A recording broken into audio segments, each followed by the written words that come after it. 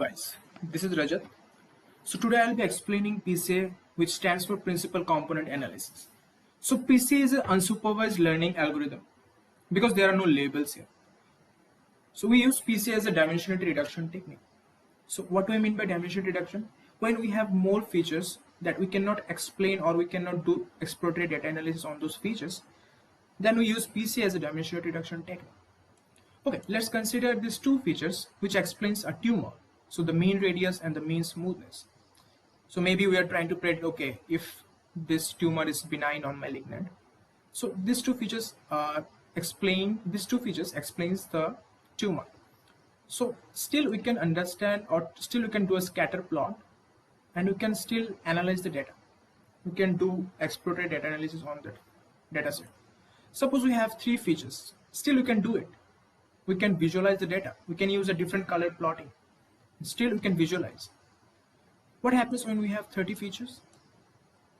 Then you cannot explain the feature, right? Because there are 30 features which explains the tumor.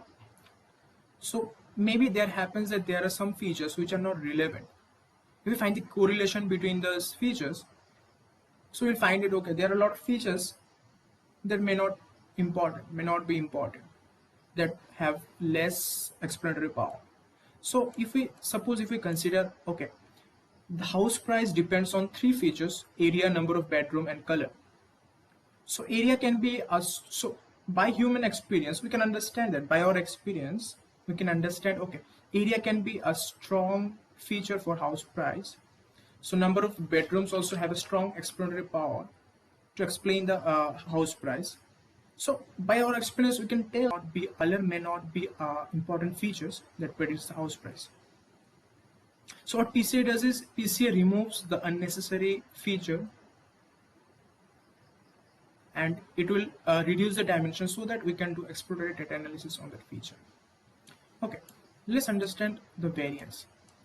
Okay, what do you mean by variance is the distribution of so this is the distribution of my data. And this is the variability, the dispersion of the data. So what PCA does, if we view this data set from this point, from a different dimension, so we'll see a line where every point will be projected on that line. So we'll see a line. And if we can view this from this point also, so maybe this is a principal component 2. So we'll still see a line, but it will be a small line where the data points will be there projected on that line. So what happens is like, so which principal component should I choose? So because this is a two-dimensional we are discussing, so we have two principal components. So if we have three dimensions, so there will be three principal components. So if we see from a different dimension, this line explains the principal component 2, this line explains the variance of the data. And if we see from this point, so this line explains the variance of the data, the dispersion of the data. So we can see that this principal component 1 was able to capture more of the dispersion or more of the variability, more of the variance compared to PC2. If we consider PC2, there will be a lot of information will be lost because this PC2 was not able to capture more of the data compared to PC1.